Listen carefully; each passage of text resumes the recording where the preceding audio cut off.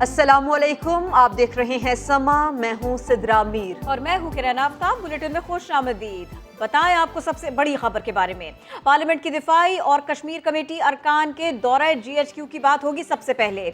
Army chief ने तवील नशिस्त में कहा, चैलेंजेस के बावजूद बरवक्त इक़दामात से सरहदें महफूज हैं। मुसल्लह अफवाज हर किस्म के हालात से निमटने के लिए तैयार हैं। पाकिस्तान अपनी कश्मीर पॉलिसी से किसी सूरत पीछे नहीं हटेगा। अस्करी क़यादत ने अफगानिस्तान की सूरत हाल और पाकिस्तान पर उसके मुमकिन असरात पर ब्रीफिंग दी। उस्मान खान की रिपोर्ट देखिए।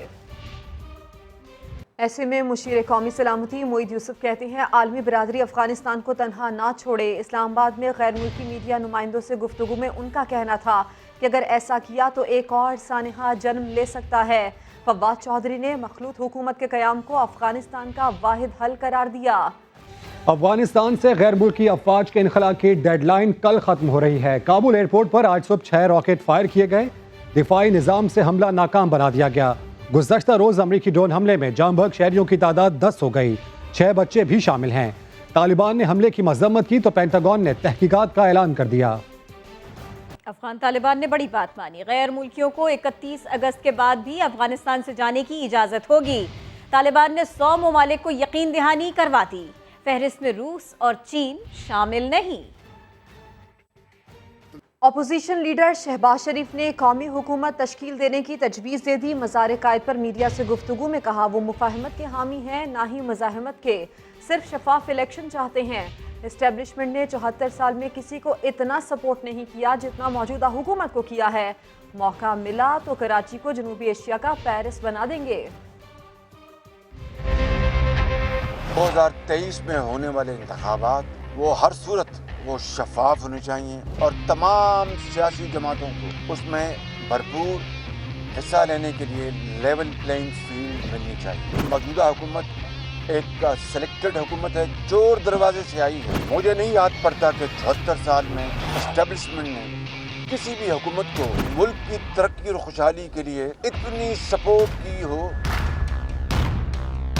जितनी इन 3 सालों में इस नालायक तरीन हुकूमत की। मुफाहमत ना मज़ामत, हमें शफाफ इलेक्शन चाहिए। और कराची दरअसल पाकिस्तान के लिए इस हवाले से माँ का दर्जा रखती है। अगर रब ने मौका दिया तो हम एक जमात के अलावा सब जमातें मिलकर अगर इंशाअल्लाह 2 सालों में 2.5 सालों में कराची को जनूबी एशिया का पेरिस बना देंगे। अपोजिशन ने जिम्मेदारी का मुजाहरा नहीं किया तो पछताएगी। वफाकी वज़ीर दाखिला शेख रशीद ने खबरदार कर दिया। कहा, पाकिस्तान आलमी सियासत का महवर बन रहा है और ये लारी अड्डा खेल रहे हैं। फवाद चौधरी ने शहबाज शरीफ को सियासत के बजाय अपने मुकदमात पर तवज्जो देने का मशवरा दे दिया। पाकिस्तान बैनुल अक़वामी सियासत का महवर बनना जा रहा है और ये लारी अड्डा खेल रहे हैं। वफाकी वजीर शेख रशीद हिज़्ब इख्तिलाफ पर बरस पड़े। वाज़े अंदाज में बता दिया कि अपोजिशन जो चाहे कर ले, इमरान खान अपनी मुद्दत पूरी करेंगे। मौलाना फजलुर रहमान साहब से कहना चाहता हूँ, आपकी जिम्मेदारियां ज्यादा हैं, आप बहुत गैर जिम्मेदारी का मुजाहरा कर रहे हैं। अपोजिशन को कहता हूँ बड़े शौक से मार्च करें, ना आए, फिर आपके साथ जो है कानून और आइन के तहत वो सलूक होगा जिसके आप मुस्तहिक हैं। वजीर दाखिला ने सियासी हरीफों को अगले इलेक्शन पर तवज्जो मरकूज करने का मशवरा भी दिया।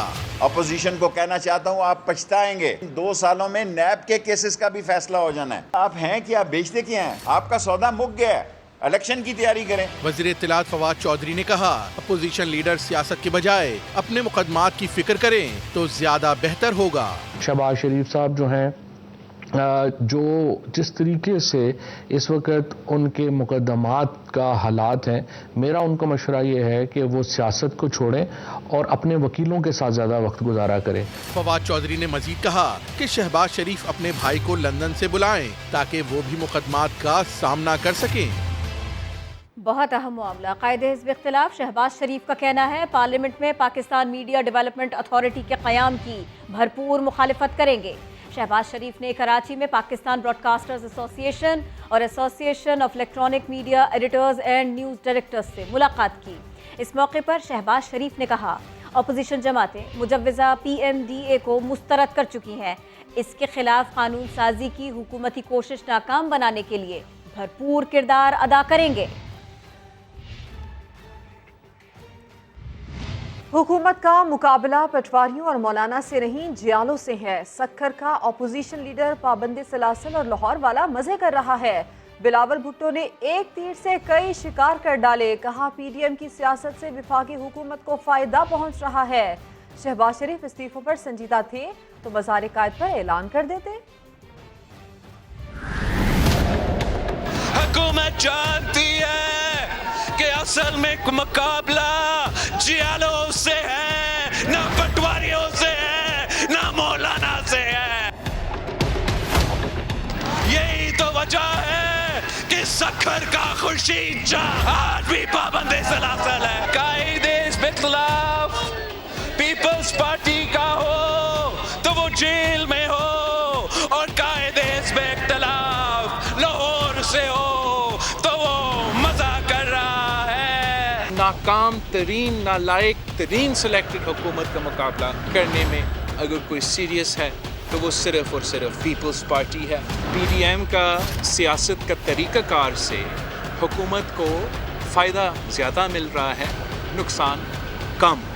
कल वो मज़ार काहिद के कोने पे खड़े होकर कह देते कि हम इस्तीफ़ा दे रहे हैं, ना इधर का ना उधर का।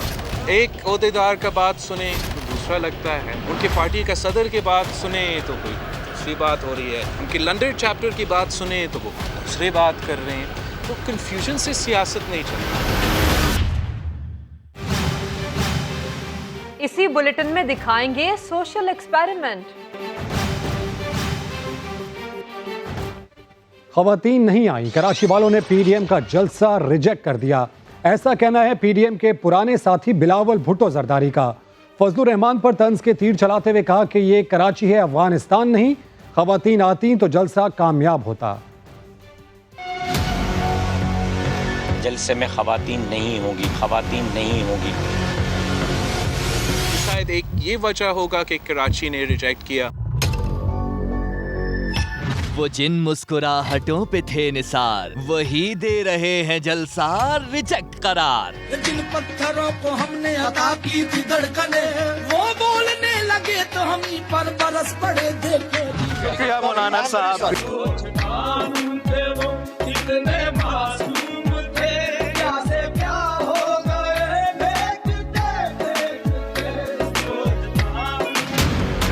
सोचा ही तो नहीं, राशिद सुमरो ने बेधड़क बस कर दिया ऐलान। पीडीएम की जमातों ने फैसला किया है कि कल के जलसे में खवातीन नहीं होंगी। कतन ऐसी कोई बात नहीं है, खवातीन आएंगी जलसे में। बस इसी को दिया बिलावल ने नाकामी की वजह करार। जलसा ज़्यादा कामयाब होता अगर वो औरतों को इजाज़त देते अपना जलसा में। वो तंज के तीर चलाते गए। ये तो अफगानिस्तान नहीं है, कराची है। माजी का जलसा याद कराते गए और वो इम्प्रेशन नहीं जा सका जो माजी में किया था। साथ में कुछ यूं मुस्कुराते गए। बेवफायूं तेरा मुस्कुराना, अरे भूल जाने के काबिल नहीं। मौलाना भूले जरा भी नहीं है, मगर बिलावल ने शायद भुला दिया। ख्याले यार पे यहाँ आती है मुस्कुराहट, और सवाले यार पे यहाँ ऐसा रंग आ गया। एक जुमला, एक रवैया चेहरे से मुस्कुराहट को छीन लेता है, तू बढ़ा देता है। हम हैरेसमेंट की बात कर रहे हैं। दुनिया भर में शोर मचा, लाहौर में कुछ ना बदला। दिन दिहाड़े मसरूफ तरीन सड़कों पर खवातीन अब भी गैर महफूज। आओ कहीं छोड़ दूं, मैं तो खूबसूरती देख कर रुक गया, चलो कहीं चाय वाय पीते हैं। खवातीन को बहुत कुछ सुनना, बहुत कुछ सहना पड़ता है। समा की नुमाइंदा आयशा अता ने एक सोशल एक्सपेरिमेंट किया, और समझिए ये कि कई घिनौने चेहरों से पर्दा उठ गया। आज हम सूबाई दारुल हुकूमत लाहौर की सड़कों पर एक ऐसे मसले की निशानदही करने निकले हैं जो आजकल खवातीन के लिए दर्द सर बना हुआ है। गाड़ी वाला हो, बाइक वाला हो या कोई हो पैदल, खवातीन को मुख्तलिफ ऑफर्स करवाई जाती हैं, यानी किसी न किसी तनाजुर में उन्हें हरासा करने की कोशिश की जाती है। इस बात में कितनी सच्चाई है, चलिए आज आपको दिखाते हैं।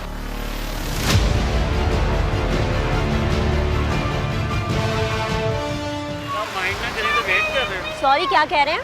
मैंने कहा आप माइंड ना करें तो आप वेट कर रहे हो। आपको इससे मतलब? वैसे पूछ रहा हूँ। वैसे क्यों पूछ रहे हैं आप? वैसे मेरा क्यों, आपके घर में माँ बहन नहीं है? आप ऐसे ही करते हैं जो कोई खड़ा होता है यहाँ नहीं, कल आपको देखते हैं।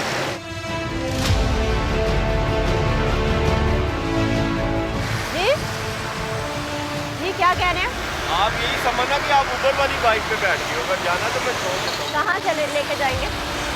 जाना तो कहीं नहीं है, मैं आगे तक जा रहा हूँ, अगर आपने जाना तो वापस छोड़ देता हूँ। नहीं, मैंने नहीं जाना। आप आगे जा रहे थे, आप देख के रुक गए हैं। मैं तो खूबसूरती देख के रुक गया। क्या? मैं तो आपको देख के रुक गया। क्या? कहाँ लेके जाना?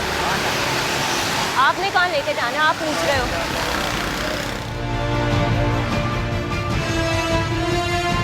मैंने कहा कहीं जाना है आपको? नहीं, मैंने अगर जाना होता तो मैं आपको रोक लेती। वो ऐसे क्यों देख रहे हैं? देखना मना है। क्या हुआ? मैंने कहा देखना गलती होती है। नहीं, देखना गलती नहीं होती। अगर यहाँ पे आपकी माँ बहन खड़ी होती है, आप उसको भी ऐसे देख। आपको प्रॉब्लम पूछी है, ठीक है। हाँ, तो आपको प्रॉब्लम बता दी कि मुझे कहीं भी नहीं जाना, तो फिर बहस तो बनती नहीं है। ऐसी बात नहीं है। हाँ? तो मैं भी तो किसी की बहन बेटी यहाँ पे खड़ी हुई हूँ ना। आप सीधा जा रहे थे, आप रुक गए यहाँ देख के।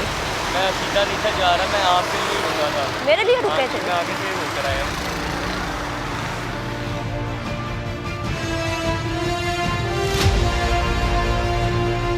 आप काफी देर से खड़े हुए हैं, मैंने कहा आपको लिफ्ट दे दूं। नहीं, मैंने कहीं भी नहीं जाना। बाय द वे, आप लिफ्ट दे रहे हैं तो कहाँ लेके जाना आपने? अगर यहाँ पे आपकी बहन या बेटी खड़ी हुई होती तो आप उसको भी इसी तरह से लिफ्ट देते? नहीं, मैं काफ़ी देर से खड़ी हुई हूँ, तो इसका मतलब ये तो नहीं कि मैं किसी से लिफ्ट लेने के लिए खड़ी हुई हूँ। नहीं, मुझे आपकी हेल्प नहीं चाहिए, मैंने कहीं नहीं जाना है।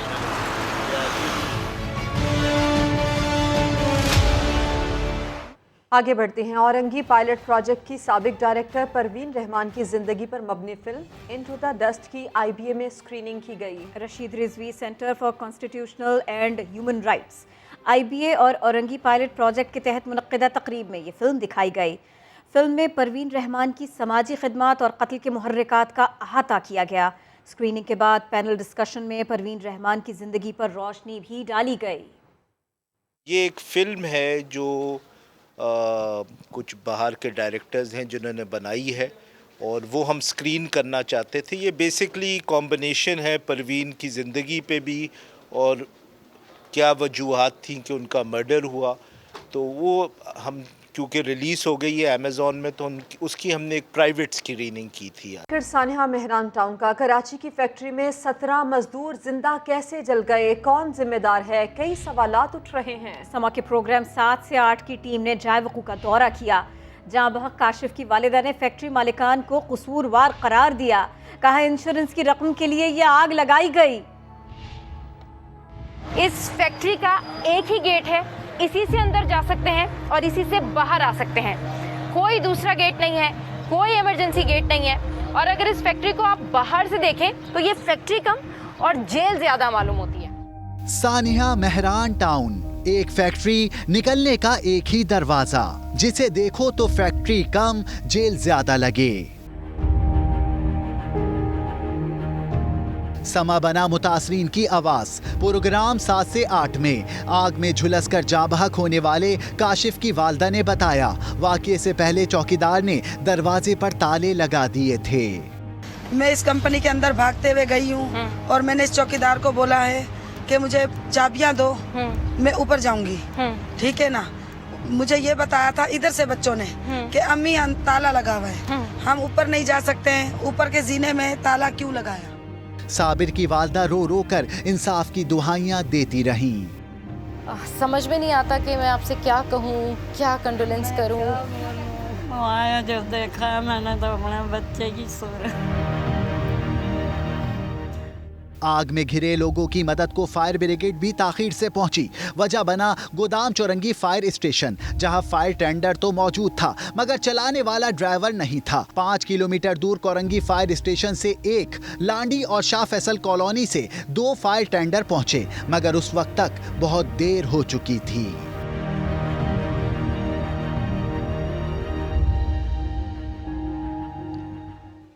कमिश्नर कराची कहते हैं मजदूरों की हिफाजत के मामलात महकमा लेबर की जिम्मेदारी है। सिंध सरकार का ये महकमा करता क्या है, इसके मुलाजमीन कहाँ होते हैं? हमारे नुमाइंदे साद साबरी उनके दफ्तर गए तो क्या देखा, उनकी ज़बानी सुनते हैं। टूटी कुर्सियां, धूल उड़ाता फर्नीचर और तबाहाल कमरा। रुकिए, ये कोई कबाड़ खाना नहीं है, बल्कि ये है सिंध में मजदूरों की सेफ्टी का हुकूमती इदारा, labour health and safety department, जिसका काम है मजदूरों के तहफ्फुज़ को यकीनी बनाना। मगर ये इदारा खुद गैर यकीनी हालत का शिकार है। अभी कौन है ऑफिस में? मुझे किसी का तो अरे हेड ऑफिस गए आए थे। मेन कौन होता है यहाँ का, बड़ा कौन? जॉइंट डायरेक्टर साहब होते हैं। क्या नाम है उनका? मखदूम तौफीक साहब। इस डिपार्टमेंट का बेसिकली काम यह है कि जितने भी लेबर कंपनीज में, फैक्ट्रीज में काम कर रहे हैं, उनकी सेफ्टी को यकीनी बनाएं, वहाँ इंस्पेक्शन करें, कंपनीज में जाकर के जो लेबर काम कर रही है उनकी सेफ्टी है या नहीं है, इसकी क्या सूरत हाल है। मेरे कैमरामैन मरगूब आपको दिखा रहे हैं। ये मुख्तलिफ दफातर आपको इस फ्लोर पे नज़र आ रहे होंगे, जहाँ पर डायरेक्टर, जॉइंट डायरेक्टर्स और दीगर अफसरान बाला जो है वो बैठना चाहिए उनको, पर फिलहाल हमें कोई नज़र नहीं आ रहा है। दफ्तर के चपड़ासी की इत्तला पर एक अफसर बाहर से आए तो समा के सवालों पर ना समझ में आने वाले दलाइल देने लगे। मैं engineer सिप्तान Mughal, deputy director labour. अच्छा सर, ये क्या वर्किंग में नहीं है बिल्कुल भी दफ्तर?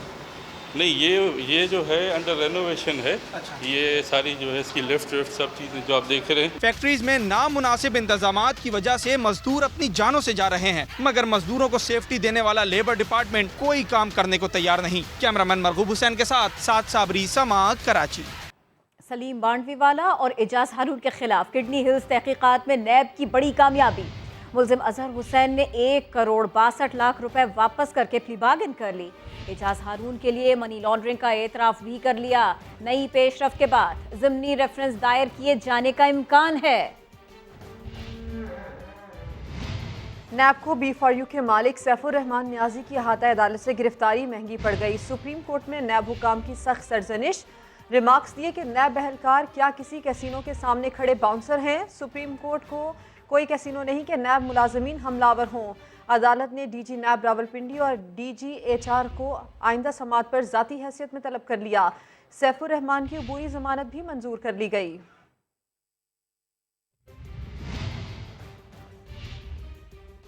कोरोना की सूरत हाल, एक दिन में मजीद 66 अफराद जाम बहक हो गए। 3800 नए केसेस रिपोर्ट हुए।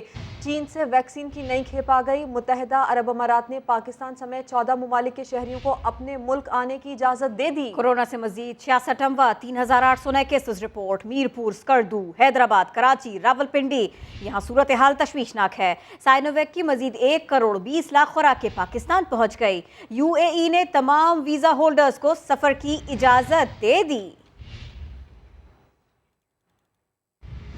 और अब क्रिकेट शायकीन के लिए अच्छी खबर। न्यूजीलैंड के खिलाफ सीरीज के लिए NCOC ने 25% तमाशाइयों को स्टेडियम में बैठकर मैच देखने की इजाज़त दे दी।